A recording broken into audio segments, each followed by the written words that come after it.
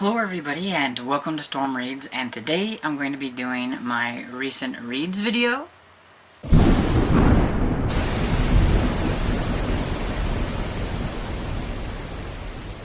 So yeah, like I said, I'm going to do what I read this week, my recent reads video. I read 4 books, which isn't too bad. I did DNF a book, but I will leave my DNFs for the month at the end of the month, and I will just talk about them when I'm wrapping everything up. I figured that would just be kind of a good way to do that. I have a DNF list that is on the spreadsheet that I am using this year to keep track of everything, and so it's got this nice little thing so I can just put them in there in a list, and then I figured I will just talk about them, because most of the time the ones that I've DNF'd are not ones that I've actually mentioned that I was reading. So I just figured I would just leave them till the end and everything. But the first one I have is Suburban Hell by Maureen Kilmer. And I would say this one, if you've ever read these 2 books, it would be as if the Southern Book Club's Guide to Slaying Vampires got together with my best friend's exorcism and had a baby, and it had a demon instead of a vampire. I don't know. It's about a group of friends, these ladies that they become friends like at a PTA meeting or whatever and everything. So through their PTA, and they just kind of hit it off. And so they've, been friends for a while. I think this is, it's in a Chicago cul-de-sac type area and everything. And one of the ladies was going to be making like a she shed in her yard. And something happened whenever they went to, like, I don't know, christen the area or whatever, do the first digging of the shovel or whatever, doing that thing. They were out there and something weird kind of happened, and after that their friend Liz, it's her house where the she shed was supposed to be, starts acting really strange, and she just keeps getting kind of acting stranger and stranger. And one of the ladies that's telling the story mostly is Amy, and she's like,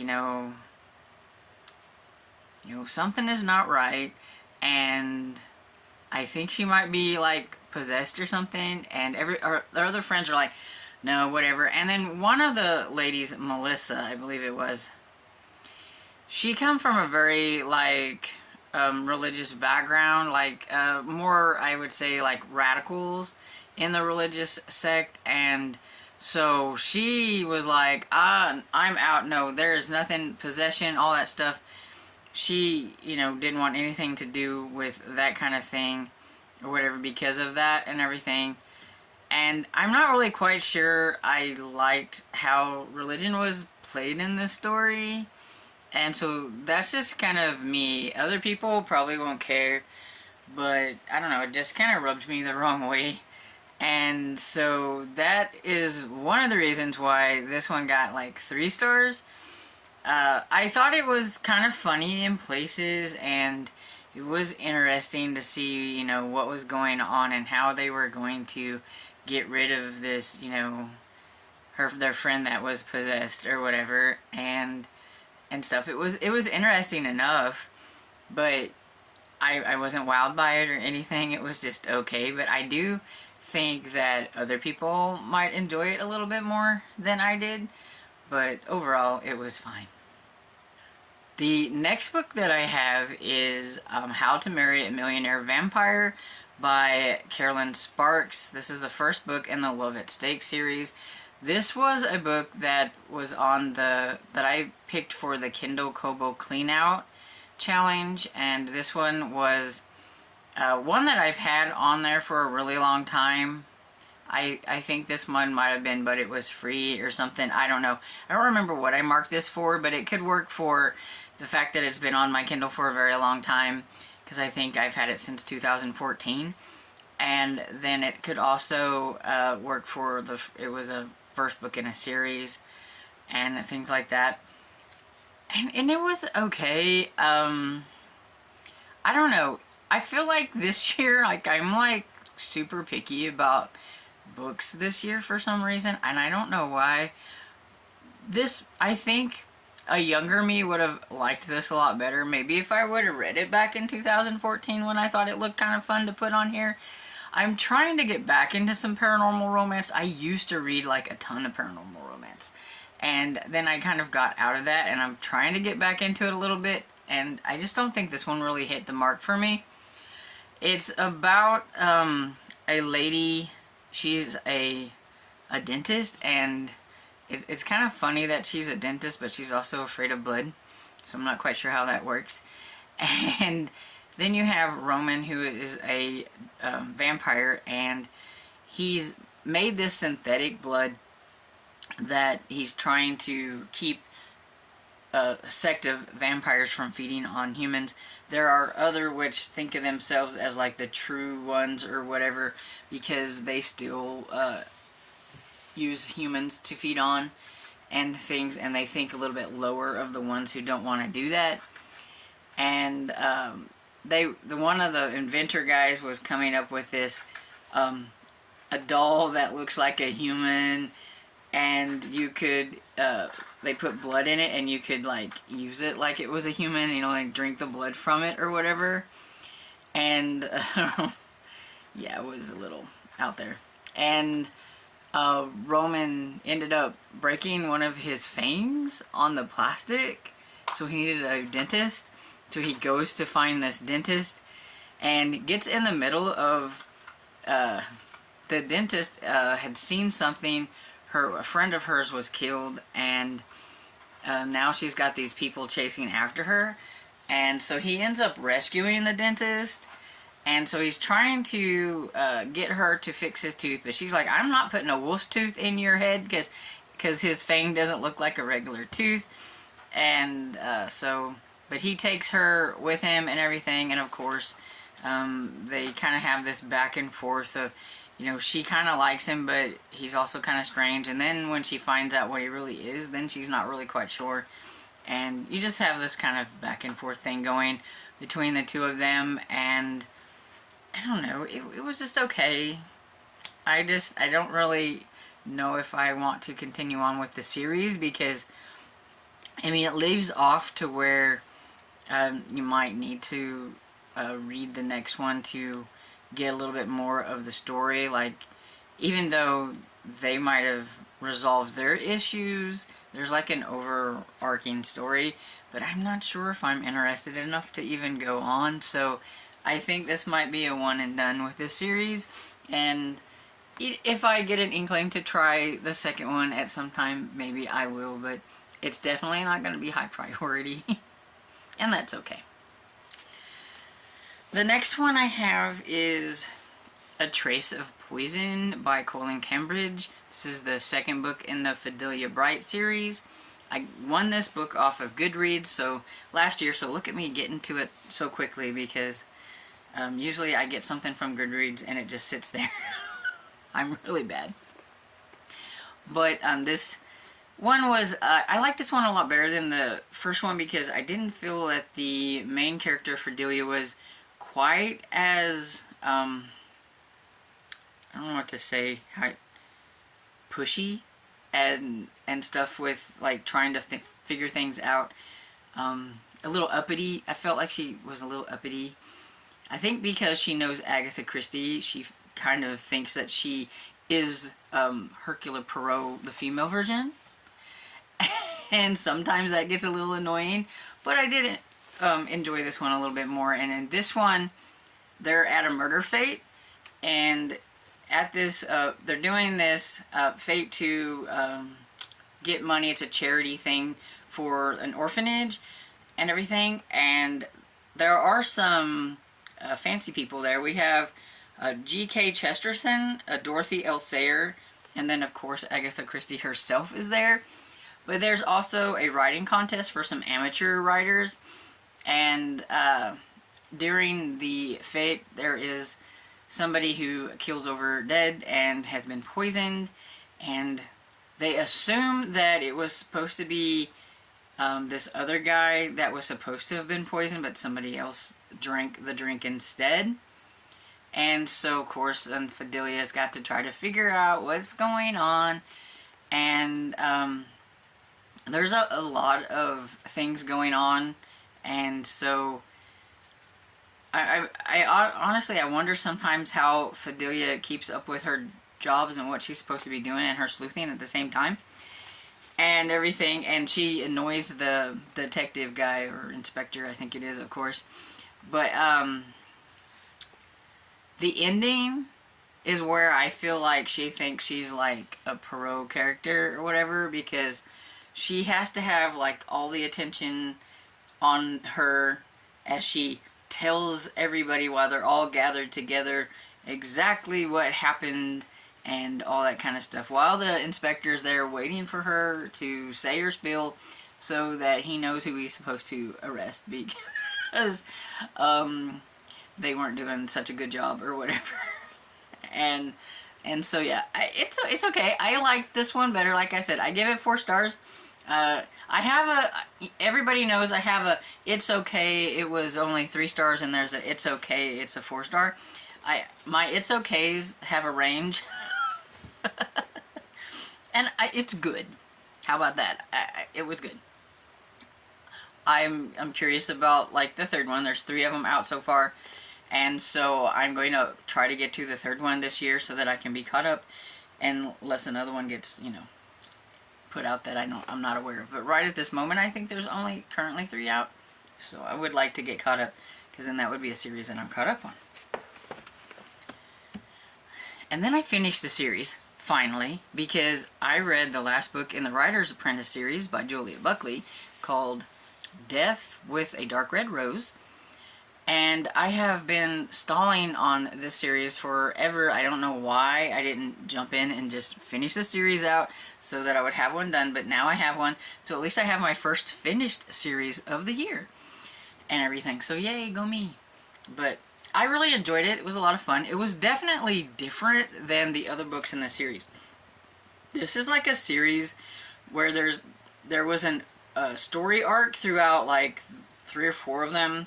I think the first 4 pretty much, and everything, where Sam, who is the guy that, I think her name is Lena, falls for, always seems to be the suspect. And I was like, leave Sam alone. My goodness, he's a good man, leave him alone.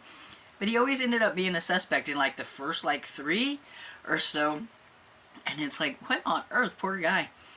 But it's Lena is an assistant to I can't even remember what her name is now, but she's a famous writer. She writes mysteries. They work together, and now, because she's a little older now, and so she kind of works, she's an apprentice, and so she works with her, and they create stories together now, and they kind of bounce ideas off of each other and everything. And so you got them, and Adam, which is a cook that is always hanging around them because he likes the writer lady. And I don't want to give any spoilers of what happened in this one, so I'm trying to just say certain things. And in this one, oh, now what is her name? Belinda? Okay, anyway, the friend of Lena's and Doug's girlfriend is missing at the beginning, and Doug is like having a cow. He's the cop in town, and he's like, what happened to her? So they're trying to figure out what happened, and they do find out that she might be at this cabin that they have, and her brother's supposed to be in town, and her brother's a little bit different. He, maybe he's like a little on a spectrum or something. I don't think they came out right out and said what was wrong, but he's just a little, and you could just tell that he had something going on. But they wanted to check on him, and they find him there, and he doesn't want to say whether she's there or not and everything. But then they find her, and everything's fine. But what they find out is that I think his name is Carl, her brother, is upset because his friend is missing.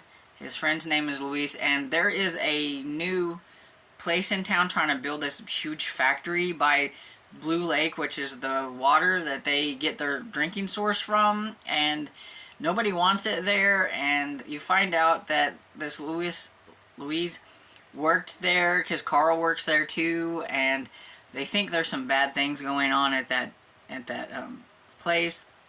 So all of them together, Sam and Lena and Doug and I think it's Belinda. I could be wrong, but I know her name starts with a B. And then the writer and Adam and all of them, they're all in it trying to figure out what is going on. And the ending, for a cozy, it was very action-packed.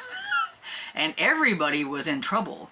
It was very non-cozy ending because, you know, usually the one main character might get a little bit in trouble and then the cops come and rescue or whatever. But in this case, there was gunshots going everywhere, and you didn't know where people were, and there was a fire, and there was stuff going down, and I mean, they were all, you didn't know who was injured, might have been injured, or who wasn't. Very non-cozy ending, but I liked it. And it was kind of an interesting wrap up to find out like who done it and all that kind of stuff.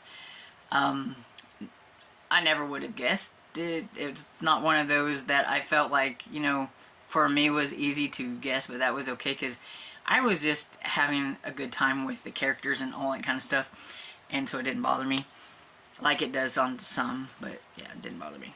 And so yeah, I give that one 4 stars. I don't know if I said that or not, but yeah, so it finished out that series, and so that's good. And I am still trudging along through, and I forgot it over there, but Moonstone, I'm almost 50% into it. We've changed narratives. We are no longer listening to the butler guy or whatever he was tell us. Now we're having to listen to this lady. I think I've pinpointed my problem with this book. I don't like being told about something, and I like more dialogue. And so basically this is a story where the people are telling you what happened, and so you don't get a lot of dialogue. You just have to listen to them tell their side of the story. And I don't like that. So it's kind of like a narrative style or something. I don't know. But I don't like it. And I'm trying to hang in there, but I don't like it. But I feel like since it's like one of the first detective stories that, and I like mysteries, I should read it. But I don't like it. And I am still trudging along with Haunted by Heather Graham. Almost halfway through it. I just need to give myself more time reading this. But at the same time, I'm not a real huge fan of the male main character. He's a little bit of a grump. And I don't know. I'm just not really digging the story too much. It's not like the Crew of Hunter series. Even though this is like kind of a prequel to it. I don't know. It just feels different. And just not quite as invested, I guess, in the storyline than a lot of the other ones that I read from her. But yeah, but I'm still going. I have 2 ebooks that I'm working on. One of them I've been working on for a while, and it's The Body on the Doorstep by Marty Wingate. It's okay, but I think for a first book in a series, it was the wrong storyline and everything. I think you need to get to know the main characters and I don't know. It's hard to explain. But it's just not hitting me the right way. But I'm still going. I'm like 44% into it, and I'll finish it. It's not to the I don't want to read it DNF it stage. It's just, I don't know. It's hard to explain. The other one is an e-arc, and that one's an e-arc too, and this one's another e-arc, and it's a middle grade horror book called the Doomsday Archives, The Wandering Hour, and I can't remember the author's names. There's 2 of them. One has 3 names, and one has one I couldn't even pronounce even if I tried, so hopefully you can see it here. And I'm liking it, and I'm about 40% into that one. It's flowing a lot quicker, and it's very interesting and strange. That's all I'm going to say. It's very interesting and strange. On audiobook, besides the Moonstone, I'm also listening to Bloodfire by, I think her name is Helen Harper, but I'm not sure. It is also a Kindle clean out book. I think this one might have been for the but it was free.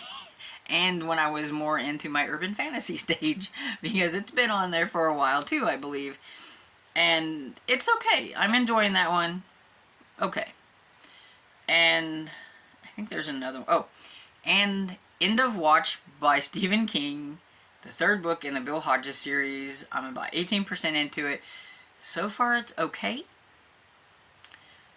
but it has the potential to go downhill because I'm not very far in it. But it's the third book, so it'll finish up a trilogy, which is really nice and everything, so that me and my friend Barb can get the trilogy finished up. We're wanting to finish out the Holly stuff, and we've already read like The Outsider a long time ago because we're sort of spoiled for what happens kind of in the end of this one probably, but that's okay. And then we have the story that's in If It Bleeds, and then the Holly book, but we're gonna have to space those out because I ain't gonna do them all at once.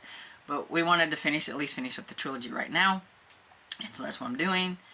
And oh, The Shuddering by Anya Alburn. It is the pick for the horror Facebook club that I'm in, that they're always making fun of me for never liking the books that they like pick. And so far this one's okay, but I ain't very far into it. But I'm listening to it on audio, and it's narrated by Luke Daniels, who's one of my favorite narrators. So I'll probably like it just for that. But so far it's okay. I think that's everything. Yep, lots of stuff going on, lots of stuff. And have you read any of the books that I have talked about? Let me know about that down in the comments. And let me know what some of the books you read this past week was, and if you enjoyed them or not. And I hope you enjoyed this video, and if you did, please give it a thumbs up and subscribe. And I'll see y'all in the next video. Bye.